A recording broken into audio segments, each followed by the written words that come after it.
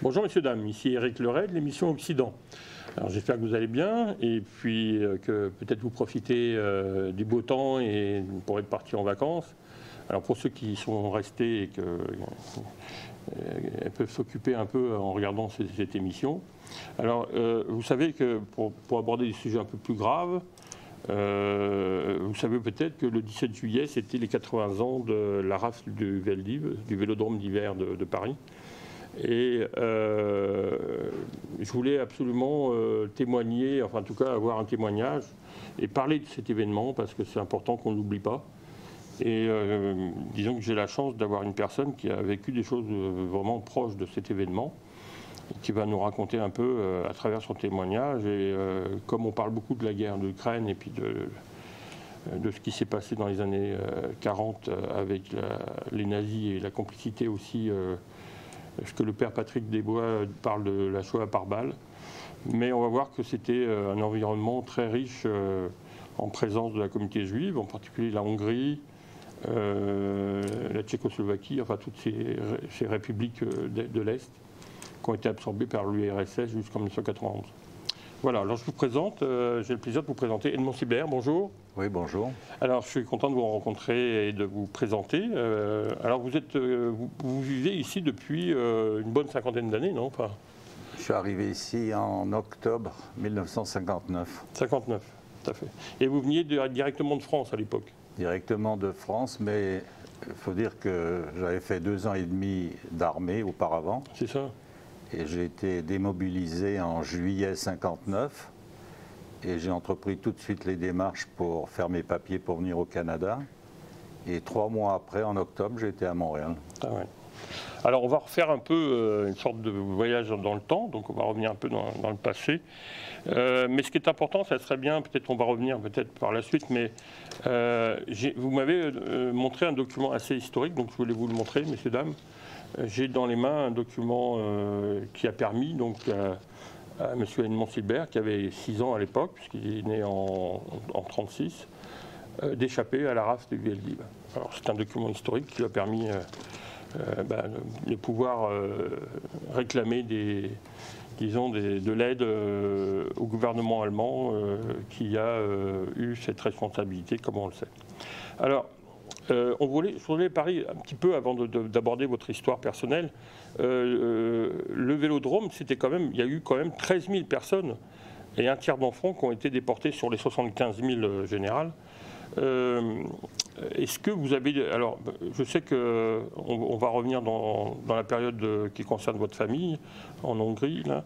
Mais est-ce que vous avez eu des membres qui, eux, en France, au moment où vous étiez arrivé en France, est-ce que eux, ou des amis ou des voisins qui ont été pris dans cette rafle? Non, non. Non. On a été chanceux. Mon père avait un bon patron et on avait tous des bons voisins qui ont pris un grand soin de nous. On a été épargnés. Est-ce qu'on peut les appeler des justes, comme on plante un arbre en Israël, mais... On peut les appeler plus que des justes. Ah ouais? Ouais.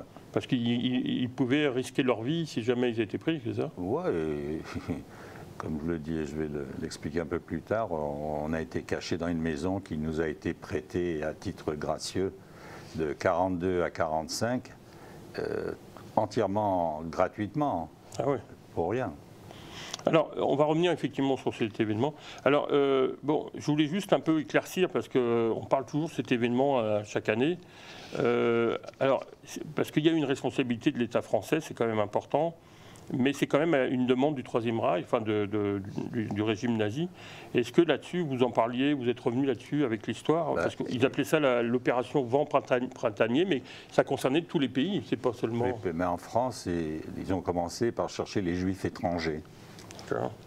Alors, mon histoire, c'est un peu... mes parents ont fait leur demande de naturalisation au début 1936, alors que ma mère était enceinte de moi.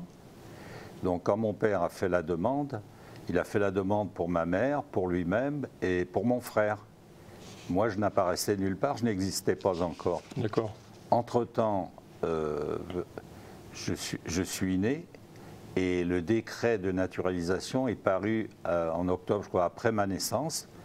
Mais comme je n'existais pas au moment de la demande, mon nom n'apparaissait nulle part dans le décret de naturalisation. Et la police me considérait comme juif étranger. Ils ramassaient tous les juifs étrangers. C'était en 42, en juillet 42. D'où l'importance du document, là. Alors là, qui prouvait votre... Mon père avait le document en main, il était naturalisé, ses enfants devaient l'être aussi. D'accord. Ce qu'on lui avait dit. Donc il a fait une demande au ministère de la Justice, qui a écrit à la préfecture que Edmond Silbert, par la naturalisation de ses parents, est bien français, blablabla. Donc j'étais français, mais ce document n'est valable que 3 mois. Ah. On pourrait le citer, c'est écrit sur le document. Oui, tout à fait, d'ailleurs. Les 3 dernières lignes. Je vous prie de bien vouloir délivrer au pétitionnaire une copie de la présente dépêche en spécifiant que l'attestation qui précède n'est valable que pour une durée de 3 mois. Donc vous étiez français. Français pour 3 mois. Mais 3 mois et 1 jour, tout est remis en question. Tout est remis en cause. N'importe quel de la Gestapo ou quoi peut se présenter à la porte, je lui présente ce document, mais il dit qu'il n'est plus valable. Là, c'était 7 juillet 1942. C'est 7 juillet, donc 3 mois après. Août, septembre, octobre, en décembre, il fallait déguerpir. Alors on appelait ça le vent du printemps. Alors c'était une sorte de rafle qu'on avait un peu partout dans tous les pays européens, mais il y a eu quand même un rôle important de la police française là. Est-ce que c'était différent dans les autres pays ou est-ce que toutes les polices ont participé, ont collaboré ou au contraire c'était surtout la France? Moi je peux vous parler de la police hongroise puisque mes parents, ma famille est originaire d'Hongrie. La police, le pays a collaboré, les voisins ont collaboré. Les voisins avec qui ils jouaient quand ils étaient jeunes, qui venaient manger souvent même à la maison, les voisins étaient armés et les ont conduits dans les wagons à bestiaux, vers les wagons à bestiaux pour les envoyer à Auschwitz. Oh. C'était horrible là-bas, surtout en Hongrie. À Paris, on a connu que des bons policiers finalement. Parce que ma tante qui habitait à 8 km de Choisy-le-Roi, à Vigneux-sur-Seine, le commissaire de Montgeron, qui était le responsable de Vigneux-sur-Seine, est venu l'avertir la veille de la RAF, ne restez pas chez vous parce que demain on vient vous chercher. Ah oui. Elle est partie, elle est allée se cacher dans les bois et elle a été sauvée grâce à ça. Mon oncle, il est allé avertir mon oncle, le frère de mon père aussi, qui habitait à côté, à Vigneux-sur-Seine, qui habitait en face, caché dans la cave chez un voisin de l'autre côté de la rue. Donc il traversait la rue, il allait se cacher dans la cave du voisin. Et lui aussi a été averti de ne pas être chez lui le lendemain.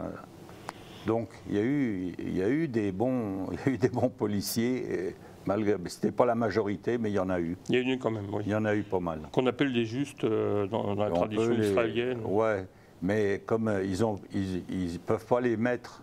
Yad Vashem n'a pas accepté de mettre les policiers, d'après ce que j'ai entendu, parce qu'ils ont dit, si toi, tu as été sauvé, il y en a beaucoup d'autres qui n'ont pas été sauvés, qui les ont ramassés et qui les ont envoyés.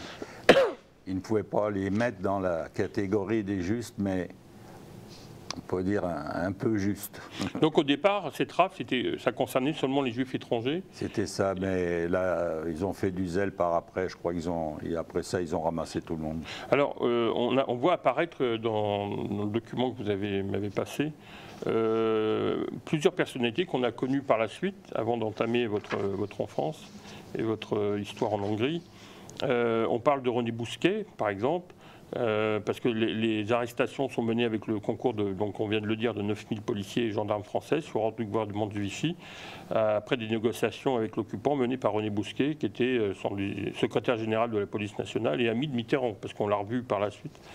Je crois que c'est un livre d'un journaliste qui avait dénoncé ça, où on a vu le passé de Mitterrand. Alors, il y a aussi eu des négociations entamées par Pierre Laval, et là, c'est là qu'on a découvert par la suite, avec des enquêtes, que Pétain avait signé et même commenté ces documents.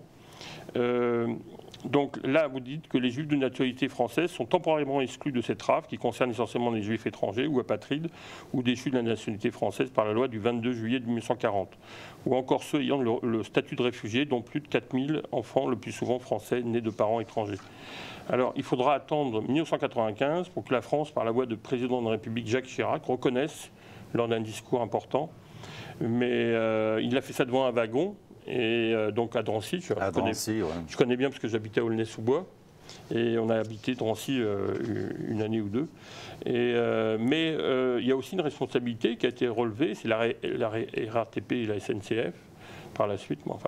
Mais alors on s'aperçoit, un des personnages que vous citez dans votre futur livre, c'est que on a trouvé Émile Hennequin, né en 1887 dans le 18e arrondissement de Paris, et mort à Boulogne-Billancourt tranquillement, en tout cas le 7 octobre 1977, et il était directeur général de la police municipale, messieurs, dames, de Paris, qui organisait la rafle de Veldiv en 1942, et c'est lui qui va déployer 9000 policiers.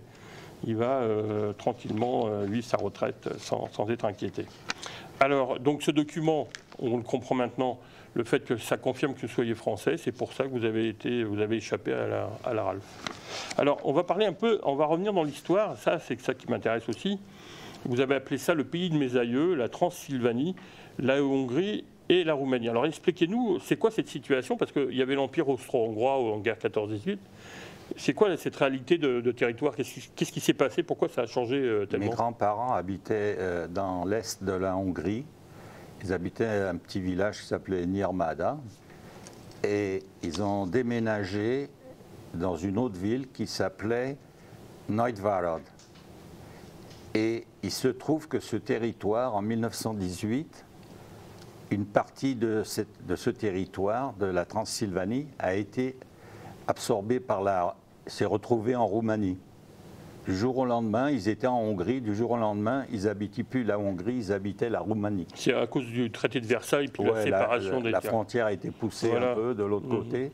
Et encore aujourd'hui, toute cette partie-là a beaucoup d'Hongrois, enfin des gens qui parlent hongrois là-bas. Il y a une grande partie de la population de cette partie-là. Alors, qu'est-ce que ça veut dire, les pays des Satmars?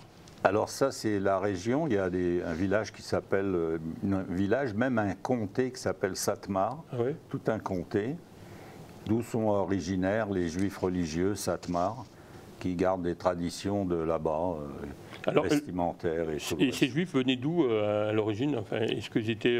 De où parce que vous dites que ça remonte quand même jusqu'à la présence romaine. Ça va. La présence juive en Et ça serait lié à la destruction du deuxième temple et l'immigration Je n'ai pas fait d'études assez recherchées là-dessus, mais je sais que ce que j'ai lu, c'est que la population juive de Hongrie était bien ancrée depuis des années là-bas.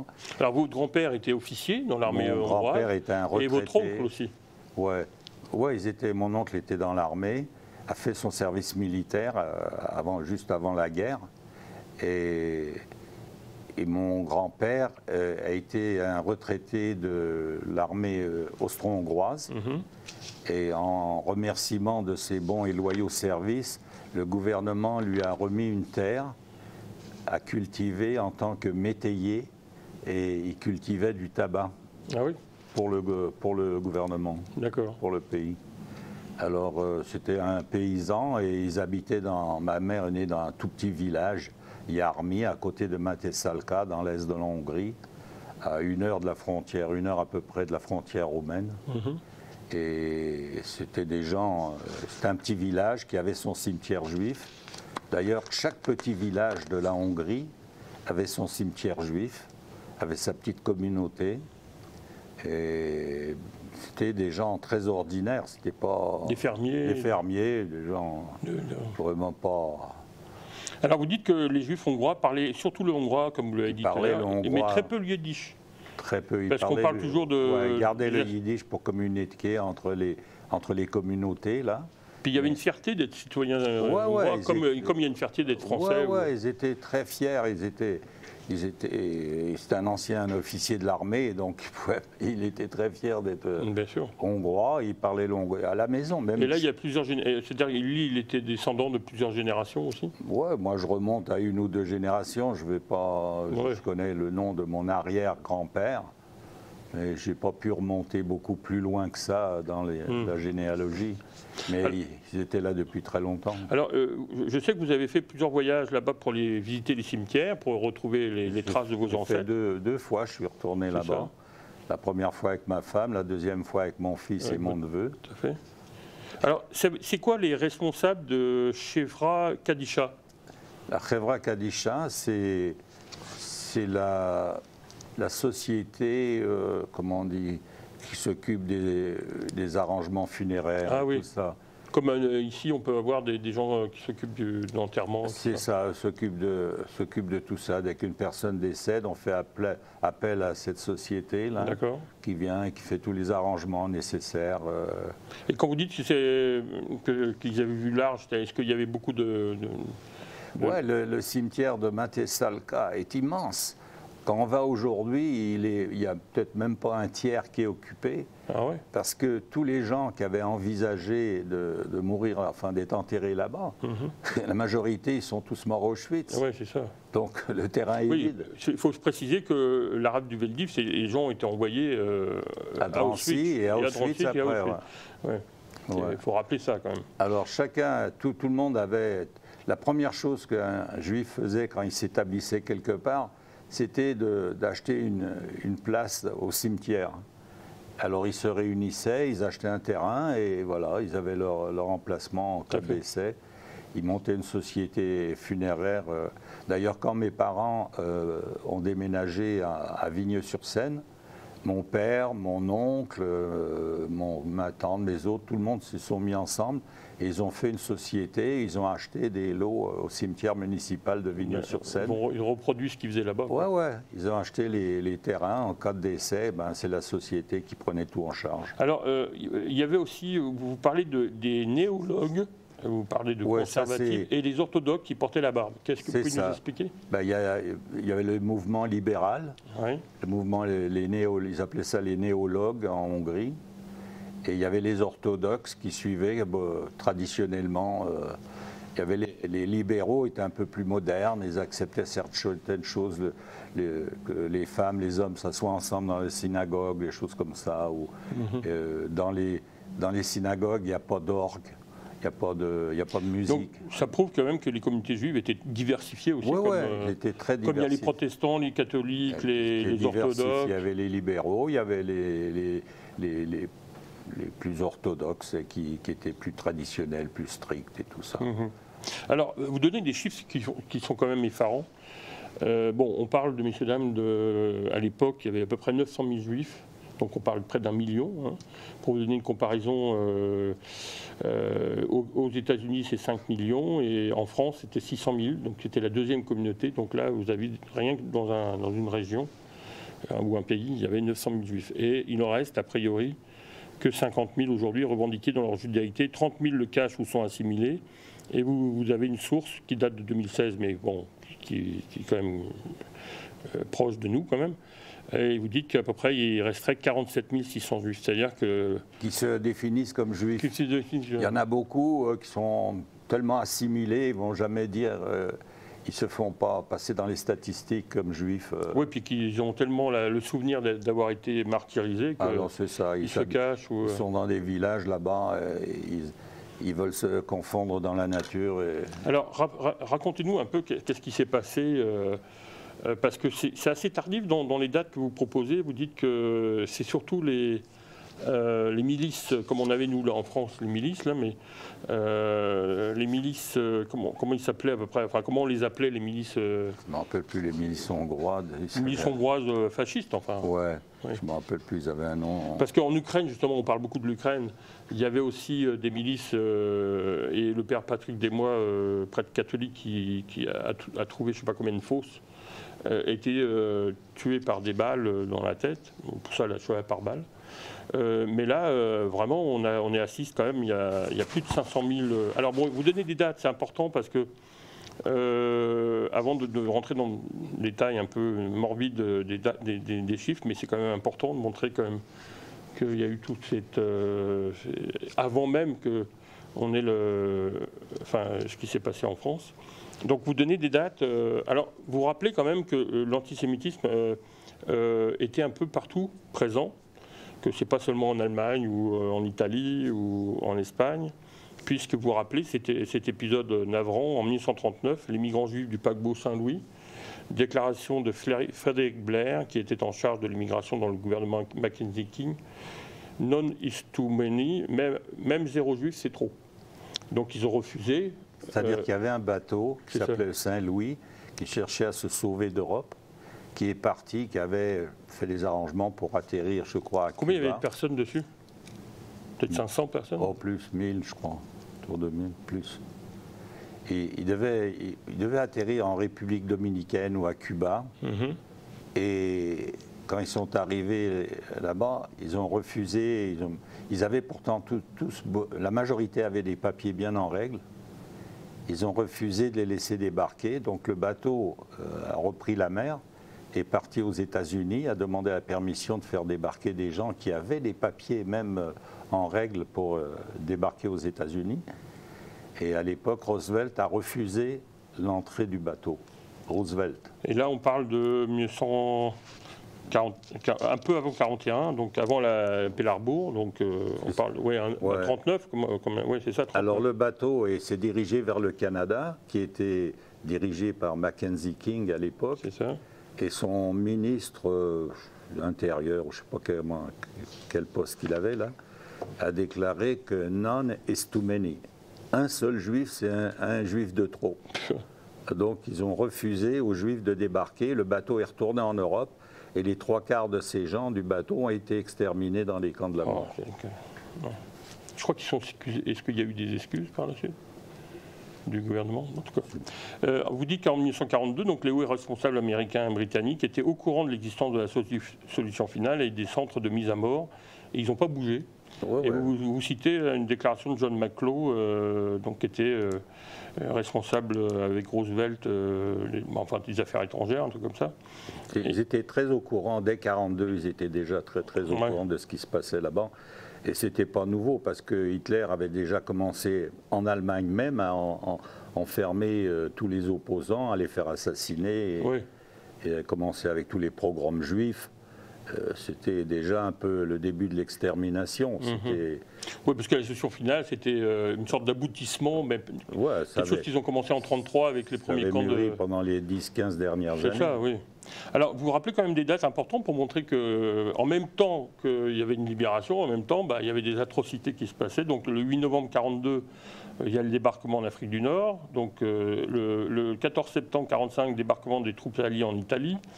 Et c'est qu'entre le 15 mai et le 6 juillet 1944, avec la complicité des voisins, il y a, en 3 mois, les milices hongroises ont déporté plus de 500 000 juifs. Et là, vous avez... Ils ont été beaucoup plus... Les milices... en 3 mois, ils ont été plus efficaces. Plus efficaces que les Allemands. Parce que ce n'était pas les Allemands qui l'ont fait, c'était les milices hongroises, eux-mêmes. C'est fou. Alors...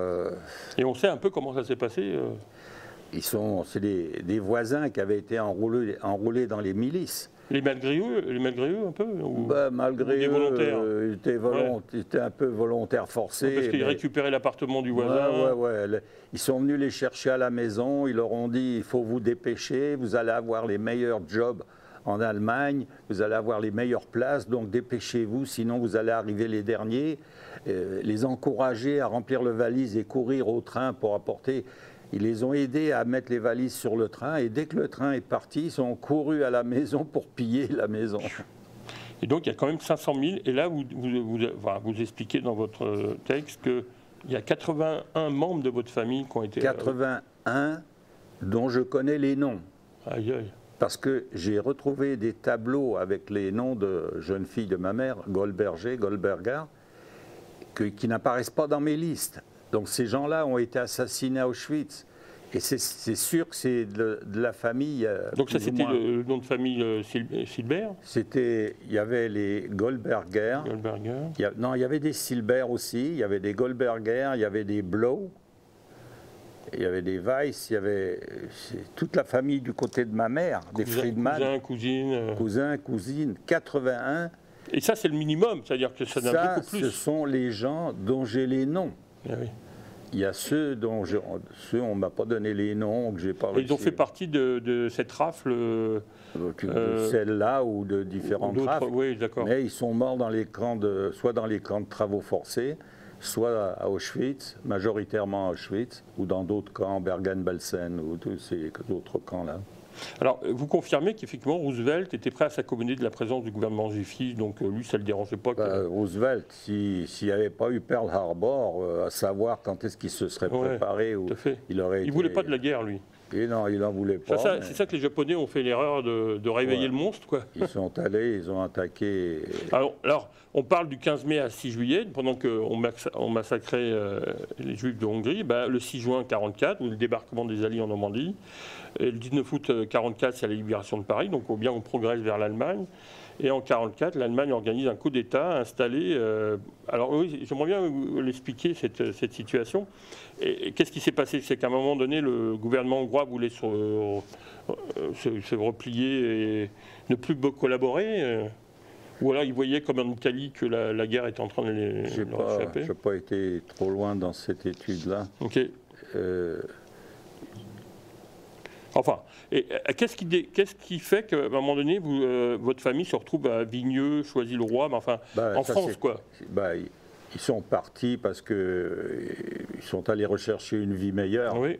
Ils sont venus en France, c'était quelle année ils sont arrivés? Dans les années 20, 1920. Mon père est venu en 1920, il est retourné en 1923 chercher ma mère en Hongrie.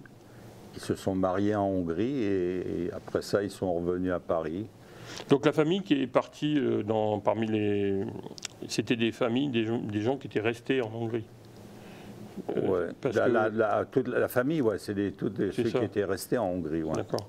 Et il y a des traces encore dans les cimetières, vous avez pu les voir? Oui, j'ai retrouvé dans mon grand-père maternel qui est mort avant la guerre, donc lui il est enterré à Matesalka. J'ai trouvé sa tombe. J'ai trouvé la tombe de mon arrière-grand-père dans un petit village, le village de Papoche, P-A-P-O-S, juste à côté, dans la banlieue, dans un petit cimetière un peu reculé que j'ai failli ne pas trouver parce que c'était tellement envahi par la broussaille et tout ça. Donc c'est pas entretenu forcément Oui, il y a une société à New York qui s'occupe de ça. Qui s'occupe, il faut juste leur faire des dons. Et ils ont les équipes qu'il faut pour monter des clôtures, relever les tombes. Ils s'en occupent très bien. Oui, parce que vous dites, il y a quand même des témoignages où certaines pierres ont été récupérées pour, il y a des villages, compenser les murs qui tombent. Ou les piétons pour rentrer dans les maisons. C'est ça, non, à certains endroits, c'est ce qui est arrivé. Alors, comment ça s'est passé l'intégration de vos parents en 1923 en France? Qu'est-ce qui s'est... Très bien, mon père, c'était Il travaillait dans quel domaine, lui? Mon père travaillait dans la soudure électrique. Il a obtenu un travail tout de suite. Il travaillait, on habitait Vigneux-sur-Seine, c'est là où on est né d'ailleurs, à Vigneux-sur-Seine. Vous avez un frère, une sœur? J'ai un frère, 2 sœurs. Ok. Un frère plus âgé. Et vous étiez le plus jeune ou... Non, moi je suis le deuxième. Deuxième, d'accord. Et mon père voyageait tous les jours de Vigneux-sur-Seine à Choisy-le-Roi. D'accord. En moto, tous les jours. C'était à 8-10 km, c'était pas tellement loin, mais quand même. À un moment donné, ça devenait fatigant. Alors, ils ont décidé de déménager, d'acheter une maison à Choisy-le-Roi et de vendre celle qu'ils avaient à Vigneux, où je suis né d'ailleurs dans cette maison à Vigneux-sur-Seine, 87 rue des Chênes, à Vigneux-sur-Seine. Et qu'est-ce que vous gardez comme souvenir de cette période, avant on va voir le livre et tout ça? J'avais 6 ans, 7 ans, 8 ans. Mais c'est des bons souvenirs? Ceux de la guerre, pas tellement. Oui, avant. J'ai des bons souvenirs, oui, parce que on avait un jardin en arrière. Ma mère cultivait le jardin, plantait de la salade, des pommes de terre, toutes sortes de légumes. On avait un clapier au fond du jardin avec des lapins et on avait un poulailler avec des poules. Donc de temps en temps, on avait le poulet rôti, on avait le lapin rôti.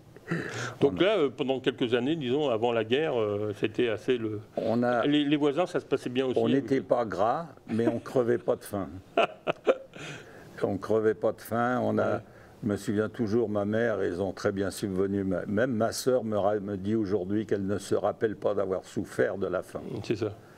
Alors, ça se complique quand la guerre se déclare. Enfin bon, vous voyez de loin ça, je parle de pendant la période de la guerre, là. Ah oui, oui. Ouais, pendant la période de la guerre, on ne crevait pas de faim. Ah, je pensais que c'était un petit peu avant, non. parce que vous êtes né en 36. Donc, 36, j'avais 4 ans, quoi, 4 ans au début de la guerre, ouais. là, c'était pas... Non.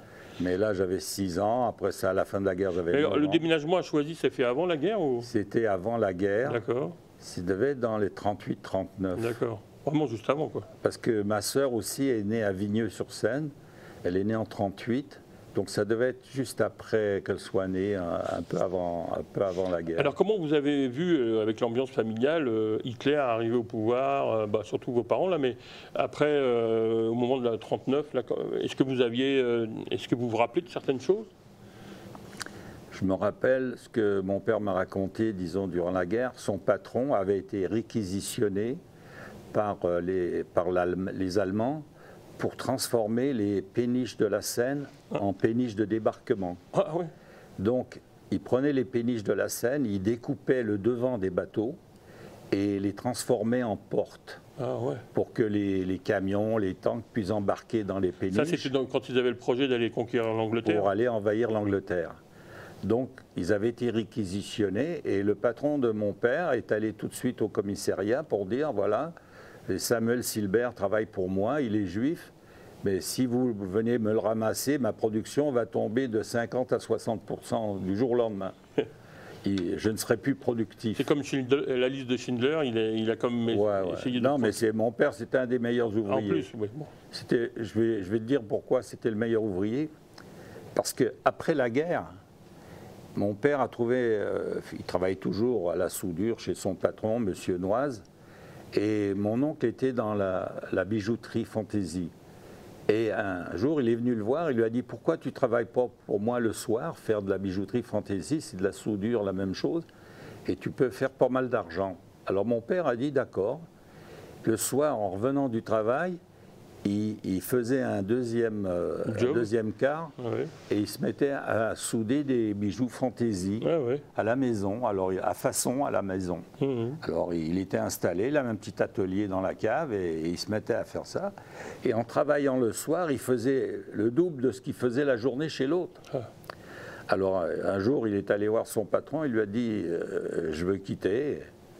Et du jour au lendemain... Il s'est retrouvé dans les bijoux. Non, du jour au lendemain, il lui a doublé son salaire. Ah oui, d'accord. Oui, et pour le garder. C'était un très bon ouvrier. Eh oui. Ah bon, toutes les années durant la guerre, je ne valais pas ce salaire-là, mais aujourd'hui, je le vaux. Mais en tous les cas, mon père a dit merci beaucoup, vous m'avez bien rendu service et tout. Alors, on va revenir justement sur l'épisode de la guerre et puis de la Ralph, mais qu'est-ce qui s'est passé? Comment ça s'est passé, le fait que vous ayez pu trouver refuge ailleurs que dans Alors voilà. Alors, ma mère a accouché, on est tous nés à la maison à Vigneux-sur-Seine. À Vigneux, oui. Sauf la plus jeune de mes sœurs, pour une raison, je ne sais pas pourquoi, là je ne m'en souviens plus. Ma mère est allée accoucher à Paris, à Lariboisière, dans le 13e. Et là-bas, à l'hôpital, d'où vous êtes? Je suis de Choisy-le-Roi. L'infirmière dit « Ah oui, moi aussi j'habite Choisy-le-Roi ». Et elle s'est fait amie avec Madame Fournier. Ils sont devenus amis et ils habitaient toutes les deux Choisy-le-Roi. Alors bon. Ils se sont rencontrés en dehors du. Oui, alors donc ils ont même après, quand ma mère est rentrée, ils ont continué à communiquer ensemble. Elle savait qu'on était juifs. Et en 1942, quand il y a eu toutes ces rafles et tout ça, elle est venue dire « Vous ne restez pas à Choisy-le-Roi, vous allez aller à Morsan-sur-Orge, dans notre maison de campagne. Vous allez rester là-bas, vous allez cacher, ne parlez pas à personne, restez dans la maison, ne vous faites pas voir. Et vous allez rester le temps qu'il faudra là-bas. » Alors ça, c'était une maison avec un grand terrain et des arbres fruitiers. Et le terrain, ma mère a pu planter des salades, elle a cultivé des pommes de terre et tout ça. Elle a refait le jardin là-bas. Et en plus des arbres fruitiers qu'on avait. C'était tout à nous, gratuitement, sans rien en retour. Et donc, vous êtes resté comme... Alors, c'était en 42, avec toutes ces histoires-là de juifs, pas juifs, tout ça. Ah ouais. Et mon papier qui me déclarait français pour 3 mois. Donc, pendant les 3 mois, Alors, on n'avez a pas pris la attendu la fin des 3 décision mois. de partir à Morsan-sur-Orge. c'est ça. On est allé à Morsan. On a fait une bref... on est parti à...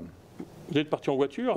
Non, d'abord aussi, on est parti au Chambon-sur-Lignon. D'accord. Au moment des grandes exodes et tout ça, on est parti au Chambon-sur-Lignon, mais on n'est pas resté longtemps, on est resté quelques jours et on est rentré à la maison. D'accord. On n'a pas voulu rester là-bas. C'est un Chambon-sur-Lignon, c'est un village qui a abrité énormément de juifs. Il n'y en a pas un qui a été déporté, ils ont tous été cachés dans tout le village. Ah ouais. C'était un village protestant. Le pasteur avait recommandé à toute la population d'accepter des familles juives. Ah, Et il y en avait pratiquement dans toutes les maisons. c'est un beau témoignage. Ouais. Chambon-sur-Lignon, ça. On peut faire les recherches sur Internet, Ah ouais, vous allez bien sûr. trouver. Et donc, vous avez décidé de revenir et puis, On est revenu, puis là, on est parti à Morsan-sur-Orge. Et vous étiez, comment vous bougiez? Est-ce que vous avez une voiture, en moto, à pied, Je crois ou en qu'on avait bus, pris le train. ou le train? Ouais, on allait, c'était à côté de Savigny. Mais les Allemands étaient là, ou est-ce qu'ils n'étaient pas Les encore? Allemands Et ils étaient ne là. contrôlaient pas les Je ne me trains? souviens plus comment on est arrivé Ouais, vous là-bas. étiez jeune, ouais, c'est ça. J'étais jeune, mais je me souviens plus. Mais je me rappelle très bien de Morsan. On allait même à l'école à Morsan. Ah oui? J'allais à l'école à Morsan, mon frère aussi, ma soeur aussi. On allait à l'école, mais tout s'est bien passé. Tout s'est bien On passé. n'était pas juifs là-bas. Ouais, c'est bien. Et comment ça s'est passé à l'autre village, quand vous êtes resté un an, 2 ans, quoi? À Morsan-sur-Orge, ça se passait très bien. On avait un grand terrain pour jouer. Et combien de temps vous êtes resté alors? 3 ans. 3 ans. De 42 à 45.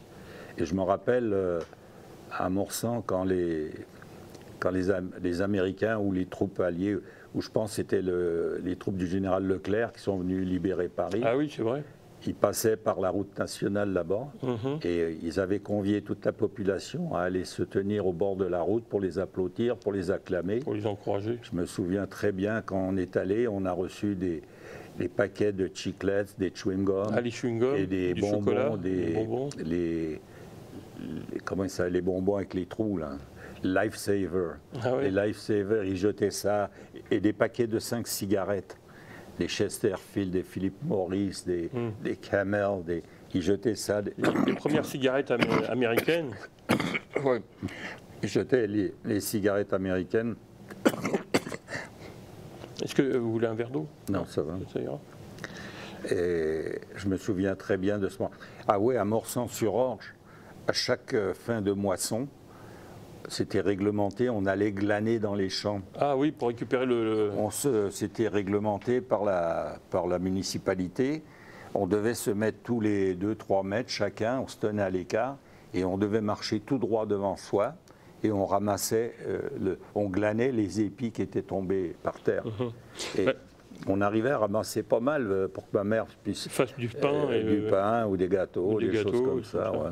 Alors, est-ce que vous avez des amis ou des membres de la famille qui, eux, n'ont pas pu avoir la chance d'être recueillis et qui sont en plus de la famille en Hongrie, là, mais ceux que je connais de France, à part le mari de...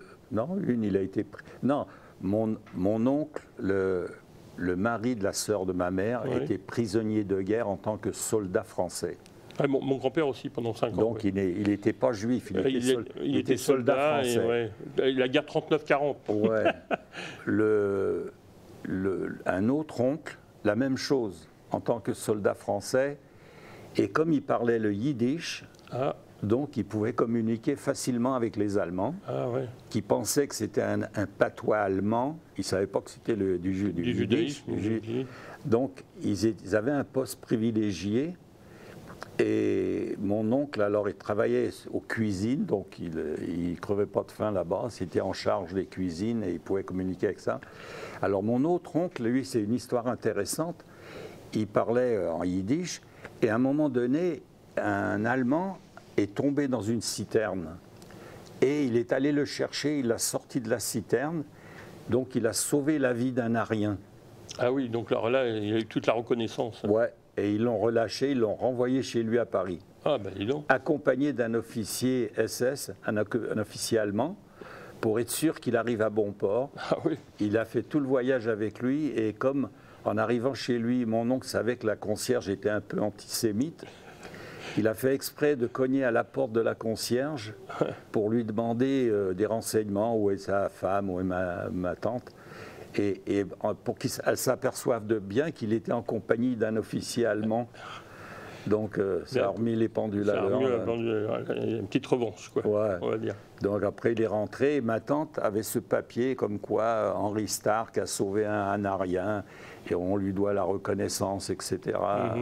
Signé d'un... Alors justement, bon, on ne va pas rester trop longtemps sur cette problématique, mais Éric Zemmour, à un moment donné, s'est exprimé sur ce point, et vous avez souligné effectivement que la rafle concernait d'abord les juifs étrangers. Qu'est-ce que vous pensez de ces commentaires en disant que la France a plutôt sauvé des juifs, mais il y a quand même 75 000, et entre 13 et 75 000, ça laisse quand même beaucoup de juifs français qui ont été pris dans ces rafles. Et qui ont été... Il y en a énormément. Tout à fait. Pétain, c'était un collaborateur, il a vendu la France aux nazis. Tout à fait. Et avec toute sa clique, Laval et toute cette bande de pauvres. D'ailleurs, on a retrouvé des commentaires qui certifient son antisémitisme. Bah, très ouais, clair. Alors Zemmour cherche comment on dit, à sauver Pétain. C'est un peu surréaliste. On sait qu'il exagère un peu, quoi. Ouais, il exagère beaucoup. Hein. Okay. Alors, donc cet épisode navrant, que j'ai pas connu, heureusement, mais mon grand-père était prisonnier 5 ans comme soldat, donc on a eu un petit impact de notre côté, parce que ma mère a connu son père qu'à l'âge de 5 ans. Bon. Mais à part ça, donc, à quel moment vous avez commencé à envisager de... Est-ce que vous avez d'abord fait votre service militaire, et puis c'est seulement après la guerre d'Algérie, ou est-ce que vous avez commencé à penser à venir au Canada ? Non, j'étais très bien à Paris. C'est les plus beaux moments de ma vie. C'était entre 15 et 21 ans, jusqu'à ce que 20 ans et demi, quand je suis parti au service militaire. Je passais des très bonnes... Toute mon adolescence, je l'ai passé à Paris, dans le 3e. Mon père avait un atelier. Donc là, vous avez quitté le village où vous étiez. Puis... Comment ça s'est fait, le retour à Paris ? Non, après on est revenu à Choisy-le-Roi. À Choisy-le-Roi. Ah oui, là vous aviez la maison, votre maison. Mais mon père, après, s'est mis dans la bijouterie, s'est associé avec son beau-frère dans la bijouterie à Paris. Ouais. Ils avaient un atelier, un petit atelier appartement, rue Chapon, 42 rue Chapon, dans le 3e, dans le Marais. Et alors on était entre Choisy-le-Roi et Paris. On dormait des fois à Choisy, des fois on dormait à Paris. On était entre les deux. Et moi, je sortais tout le temps. Je m'ai fait beaucoup d'amis dans le quartier. Je sortais à Paris. Et bon, à partir d'un certain âge, c'était du temps après la guerre d'Indochine. Il y a eu la guerre d'Algérie. On ne pouvait plus sortir de France sans avoir fait le service militaire. Il fallait avoir la permission pour avoir un passeport. Il fallait avoir l'autorisation du ministère des Armées. Ministère des Armées. Et combien c'était le service à l'époque ?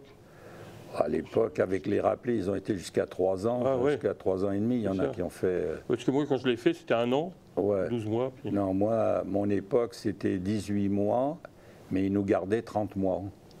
Donc, il y avait au-dessus de la durée légale, quoi, soi-disant. Donc là, vous avez passé ces 3 ans en Algérie ? J'ai passé une grande partie en Allemagne, dans un centre de formation. Oui, parce que les Français avaient des casernes en Allemagne. Il y avait la zone française, la zone américaine, la zone british. Nous, dans la zone française, il y avait des casernes. Alors, j'ai passé une grande partie, 16 mois, dans un centre de formation. Tous les 4 mois arrivaient des nouveaux soldats, on les formait et hop, ils partaient en Algérie. 4 mois en Algérie. Ah oui. Mais au bout de 16 mois, c'était mon tour. Allez hop, on ne pouvait pas rester plus que 16 mois. Il fallait aller. Et alors, comment ça se passait, votre rapport avec les Allemands ? J'imagine que vous pouviez en rencontrer de temps en temps. Quel était votre regard sur cette population à l'époque ? C'était une anecdote. Par exemple, quand je suis parti à l'armée, on avait pris un train de nuit et on allait en Allemagne, puisque la caserne était là-bas au bord, à côté de la frontière française. Alors on avait des trains couchettes militaires. Moi j'étais dans la couchette en haut. Tout d'un coup, en plein sommeil, le train grince, les roues, ça criche, je me réveille en sursaut, j'ouvre un peu le rideau, je regarde, je vois un chef de gare.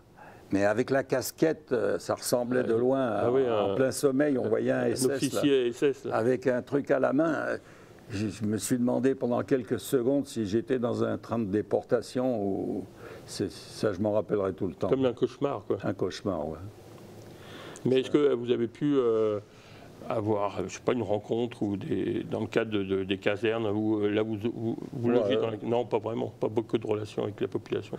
On sortait en ville, on allait, non, pas plus que ça, mais bon, mais ça c'était tous des gens ou des enfants, des gens.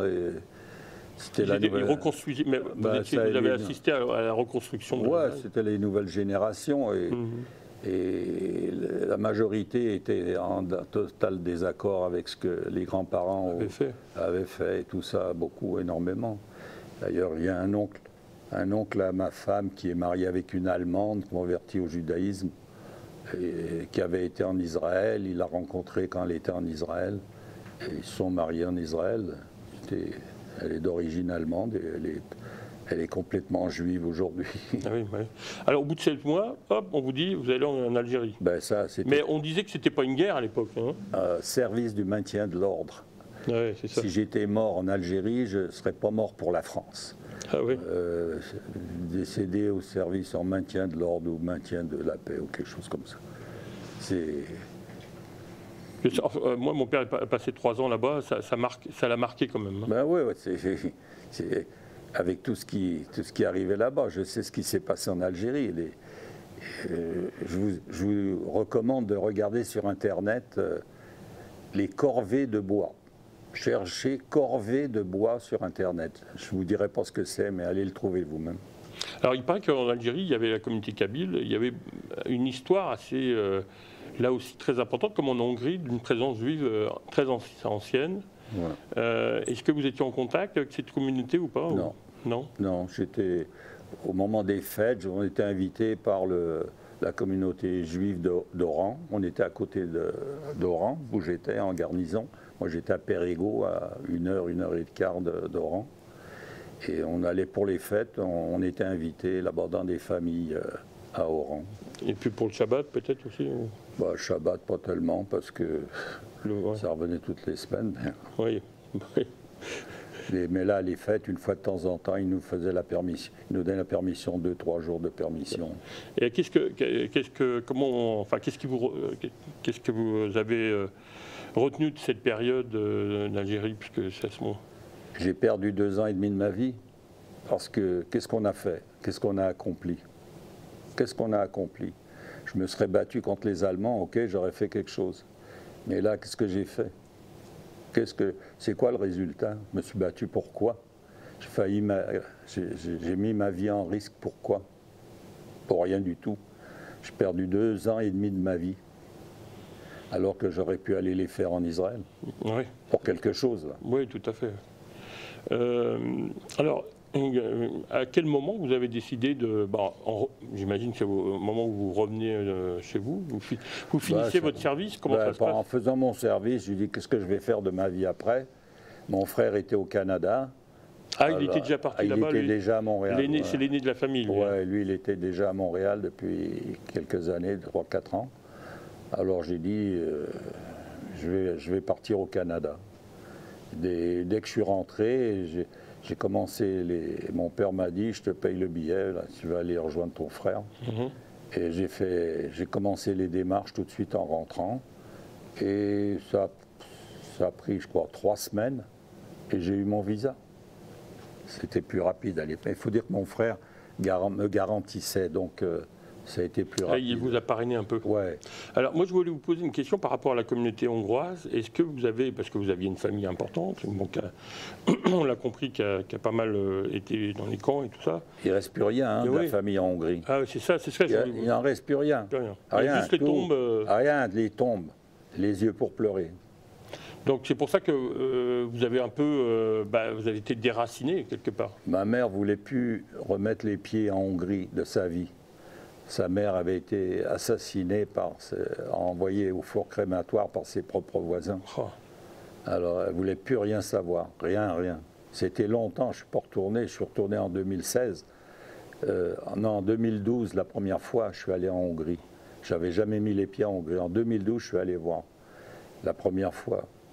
Et après, je suis retourné en 2016 avec mon fils et mon neveu. Ben, c'est de leur racine, c'est important, oui. Ouais. Qu'est-ce que vous retenez de cette vie de déracinement, en fait, on va dire? J'ai pris une bonne décision, c'est de venir à Montréal. C'est ce que je retiens. C'était la meilleure chose que j'ai faite dans ma vie, c'est de venir au Canada. Alors, est-ce qu'il y a une communauté importante ici, et est-ce que vous avez retrouvé des gens qui venaient de la même région ou... Non, j'ai retrouvé des gens qui étaient un peu dans la même situation que moi. Et beaucoup avaient un peu la même histoire que moi. Ils ont été aidés par des gens.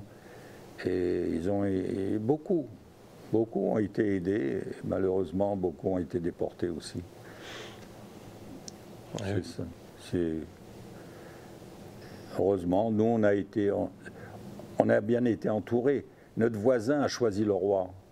Ah oui, j'ai oublié de le mentionner, c'est très important. Monsieur Milleville laissait la porte de sa cave en arrière ouverte 24 heures. 24 heures. Si on sonne à votre porte, ne répondez pas à la sonnette, n'allez pas en avant. Sautez, descendez dans la cave, sautez le mur et venez vous réfugier dans notre cave. Ça, c'était le voisin. Ils risquaient leur vie. Ça, c'était notre voisin d'un côté. L'autre côté, il ne voulait rien savoir. Ça, c'était Madame Milleville, Monsieur et Madame Milleville. Le fils, d'ailleurs, travaillait pour la Résistance. Dans le grenier, il transmettait avec Londres. Mais ils savaient pas, les parents ne savaient pas ou... Les parents, oui, ils savaient, mais ils faisaient attention parce que souvent, je me rappelle, le camion Gogno passait dans la rue. Ah, pour identifier les rondes, ouais, les ondes. Il y avait un camion avec une antenne sur le toit. Avec une antenne ronde, oui, je me rappelle. Bon, je crois que c'est dans la Grande Vadrouille, je crois qu'on voit une... Peut-être, alors... Là, il passait souvent dans la rue et il montait la garde parce que dès qu'il passait, il était au bout de la rue, il recommençait à émettre. C'est même dangereux. Alors je voulais vous poser une question par rapport à Israël aussi, parce que beaucoup ont décidé de venir au Canada ou aux États-Unis, mais beaucoup aussi ont voulu aller en Israël. Non, ouais. Quelle a été l'importance de cette immigration venant de l'Europe de l'Est? Elle était grande, heureusement. Israël, avant, la plus grande population juive au monde était à New York, aux États-Unis. Et aujourd'hui, maintenant, Israël vient de dépasser, loin, vient de dépasser. On parle de 6 ou 7 millions, je crois. Aujourd'hui, c'est un peu l'équivalent du Québec dans la population québécoise. Avec un million. Non, plus. Ah, plus? Ah oui, ça, je crois. Peut-être 8 ou 9, oui. Oh, vers les 10, je crois qu'ils sont. Ah oui. Donc il y a à peu près 1,5 million disons, de musulmans ou de minorités arabes, arabo-musulmanes. Un peu plus, ils sont 25%. D'accord. Et vous avez fait plusieurs séjours là-bas J'ai fait de nombreux séjours en Israël. Et c'est vraiment un beau pays.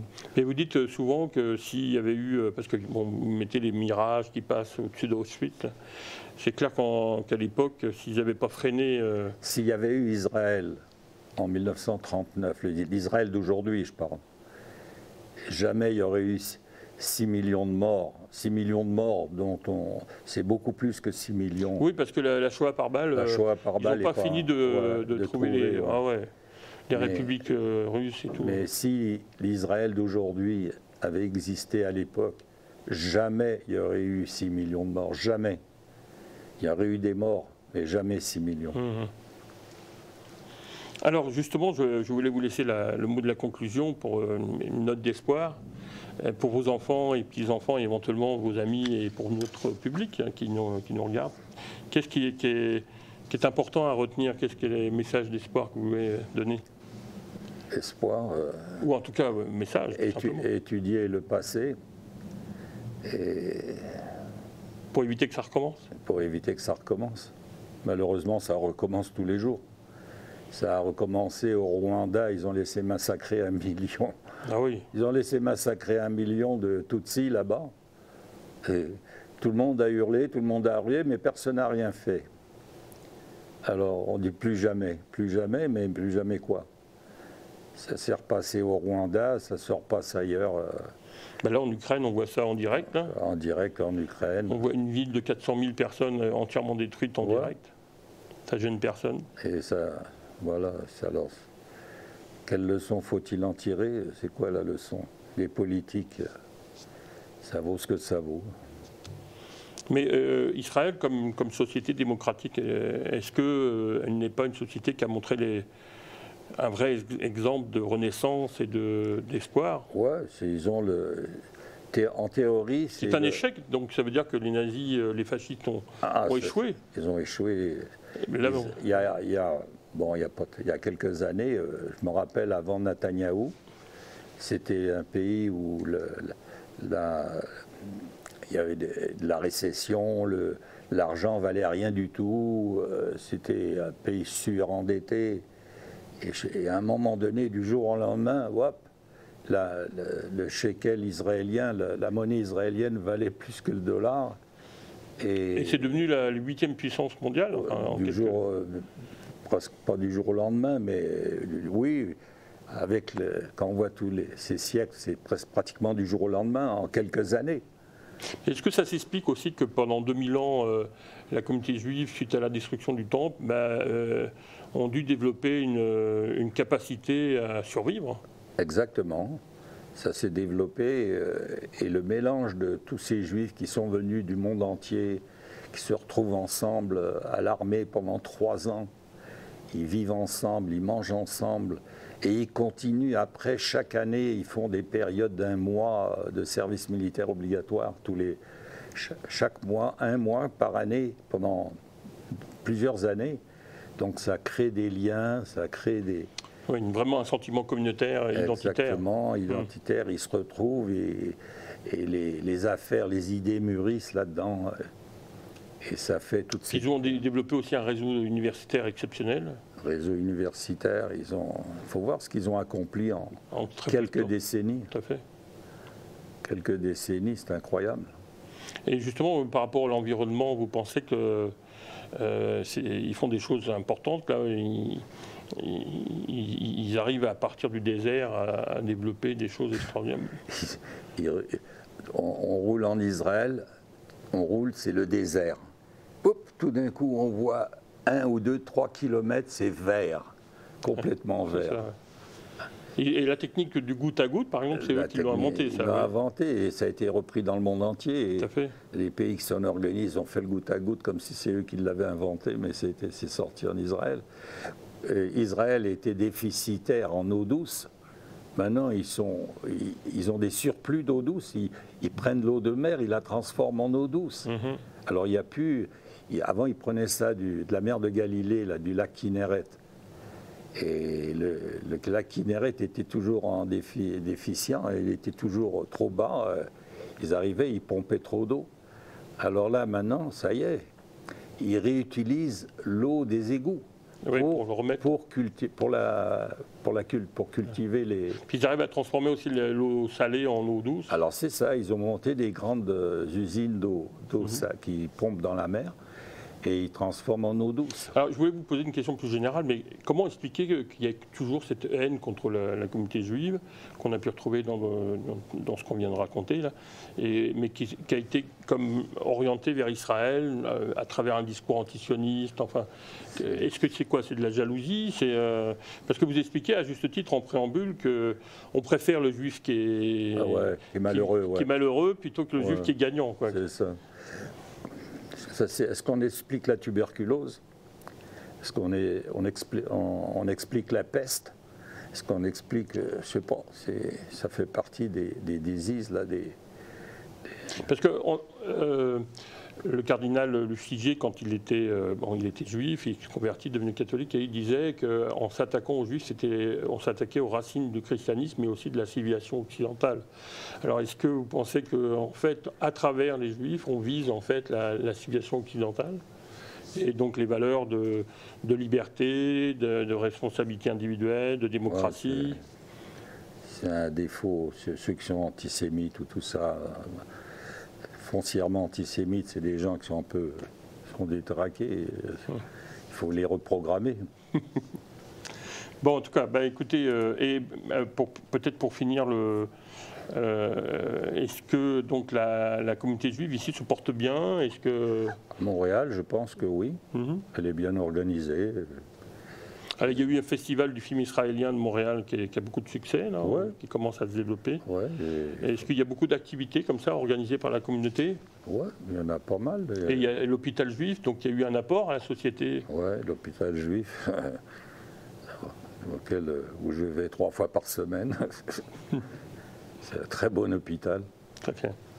Bon, je crois que on n'a pas fait le tour parce qu'il y aurait beaucoup de choses à dire encore, mais enfin, je voulais vous remercier pour votre témoignage et j'espère qu'en fait ça aboutira à un livre, comme ça vous pourrez peut-être transmettre ça. Éventuellement. On verra comment ça va se passer. Bon, en tout cas, c'était délicat. Merci beaucoup pour votre temps. Écoutez, messieurs, dames, donc, je rappelle qu'on était avec Edmond Silbert, un rescapé du Vélodrome d'hiver, et on fêtait les 80 ans le 17 juillet dernier. Et donc c'était un témoignage, un vrai témoignage de personnes qui ont vécu cette période. C'est important de ne pas oublier cette période parce qu'il ne faut pas que ça recommence. Voilà. Donc merci beaucoup pour votre attention, merci monsieur Edmond Silbert et à une prochaine fois dans l'émission Occident.